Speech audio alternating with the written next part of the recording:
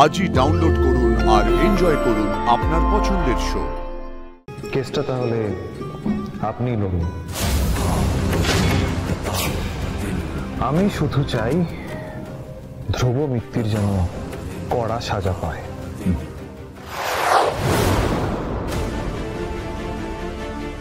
এখন কি হবে তপতি? কালকে সকালে তো ধ্রুবর কেস উঠবে, হিয়ারিং করবে, লড়বেটাকে। শ্যামসুন্দর বাবু তো কোনোভাবেই সাহায্য করলেন না। ওনার কাছে ওর প্রতিজ্ঞাটাই বড় হলো। কিন্তু কারোর সিদ্ধান্তের উপরে তো আমরা জোর খাটাতে পারি না মিনু। একটা অন্য কোনো উপায় বার করতে হবে, কিন্তু সেটা কি কিছুতেই বুঝতে পারছি না। কালকে যেভাবেই হোক ধ্রুবকে জামিন তো পাওয়াতেই হবে, কিন্তু ওর হয়ে কোর্টে সওয়াল করবে কে? না হলে ভাইপোকে বিনা দোষে কাস্টাডিতে থাকতে হবে। আর এই সম্বিত চৌধুরী যদি নিজের প্রভাব খাটিয়ে ভাইপোকে দোষী সাব্যস্ত করার চেষ্টা করে তাহলে তো সব শেষ। না না না না, এমনি আমার ছেলের শত্রু শেষ নেই।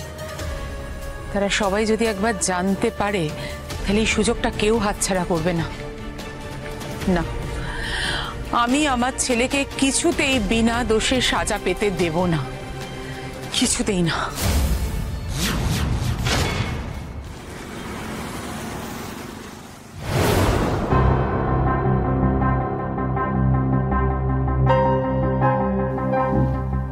আসতে পারি?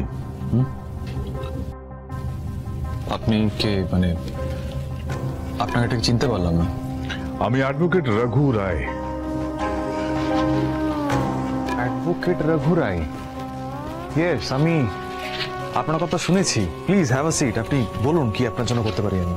না না, আমি বসতে আসিনি, আমি জাস্ট একটা খবর পেলাম, তাই না এসে থাকতে পারলাম না। কি খবর? ধ্রুব মিত্তিরের অ্যারেস্টের খবরটা। আসলে এটা বড্ড দরকার ছিল মিস্টার চৌধুরী। ধ্রুব আমার মেয়ের সাথে যথেষ্ট অন্যায় করেছে। এনগেজমেন্ট করার পরেও হঠাৎ করে ক্যান্সেল করে দিয়ে দুম করে ওই জোনাকে বিশ্বাসকে বিয়ে করে নেয়। আর বিয়ের পর থেকেই আমাকে এবং আমার মেয়েকে অপমান করত, মিসবিহেভ করত। দেখুন, আমি আমার কষ্টের কথা আপনাকে শোনাবো বলে, আপনার সময় নষ্ট করব বলে আমি এখানে আসিনি। আমি যে কারণে এখানে এসেছি সেটা হলো এই ধ্রুব মিত্তিরের আগেনস্টে কেসটা আমি লড়তে চাই।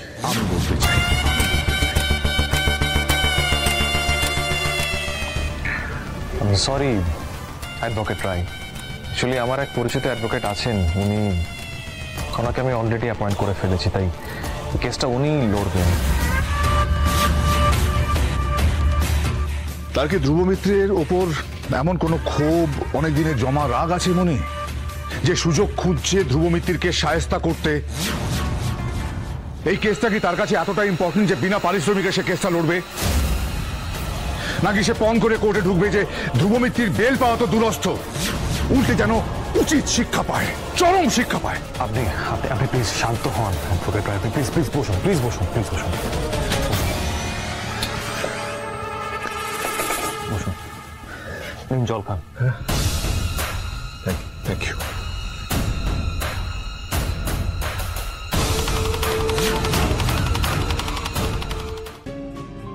আমি বুঝতে পারছি অ্যাডভোকেট রায়, ধ্রুব মিত্তিরের সঙ্গে আপনার অনেক পুরনো হিসেব নিকেশ করার আছে। মিস্টার চৌধুরী, আপনি চিন্তা করবেন না। আল মেক শিওর যাতে জোনাকি জাস্টিস পায়। আসলে কিছু বছর আগে ধ্রুব জোনাকির সঙ্গে একটা বিরাট বড় অন্যায় করেছিল, ওকে বাড়ি থেকে তাড়িয়ে দিয়ে। আর আজ এই অ্যাটেম্পটেড মার্ডার। ওর মতন রকচটা, সেলফ সেন্টার্ড, ইগোইস্টিক মানুষ আমি কিন্তু আর দুটো দেখিনি। এনিওয়ে, আপনি বাকিটা আমার উপর ছেড়ে দিন। বেশ, কেসটা তাহলে আপনি লড়ুন। আমি শুধু চাই ধ্রুব মিত্তির যেন কড়া সাজা পায়।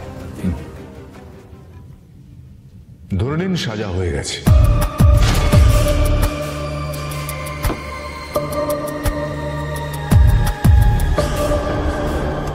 এটা রঘু রাইয়ের অ্যাসুরেন্স। আজ তাহলে উঠি।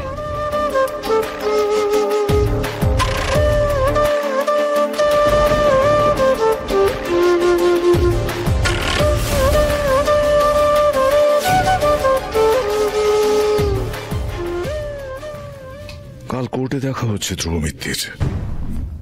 তোমার মান সম্মান সবার সামনে কাল কিভাবে গুঁড়িয়ে দিই শুধু দেখবে, কিচ্ছু করতে পারবে না। এবার একে একে হিসেব মেলানো যে শুরু হয়ে গেছে।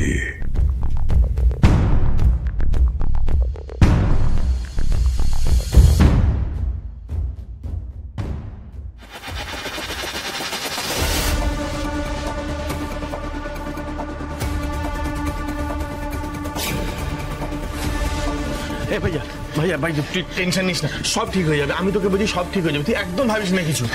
ভাইয়া ভাইয়া তুই এভাবে হেরে যেতে পারিস না। তুই তো সব সময় সত্যির জন্য লড়াই করেছিস, তাহলে আজ নিজের মুখে নিজের সত্যিটা বল না। ভাইয়া তুই কিছু তো বল, এরকম ভাবে চুপ করে আছিস কেন, বল। হ্যাঁ মানে কথা বল না, মানে আমি না ভাবতেই পারছি না তুই মিথ্যের কাছে হেরে যাবি। এটা হতেই পারে না, ওই সম্মিতের মতো একটা বাজে লোকের কাছে তুই হেরে যাবি, মিথ্যের কাছে তুই হারতে পারিস না। ভাইয়া আমি তোকে বলছি সব ঠিক হয়ে যাবে।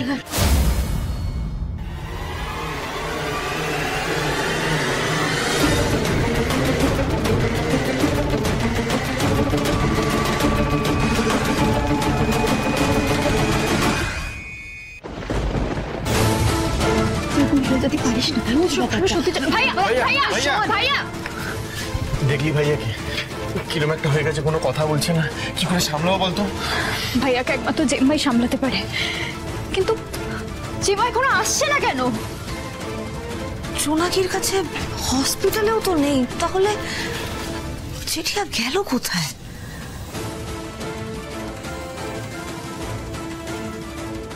এক মিনিট।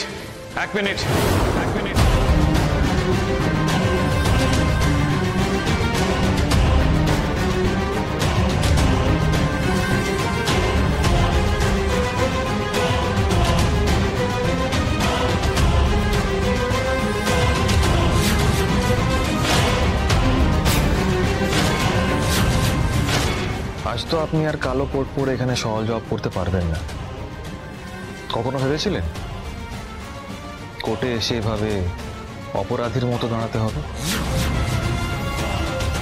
আসলে কি বলুন তো, পাপের সাজা এখানেই ভোগ করতে হয়।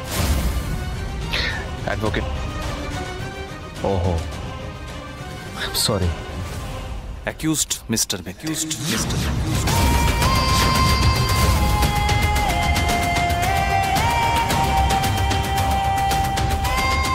Accused Mr. Accused Mr. Accused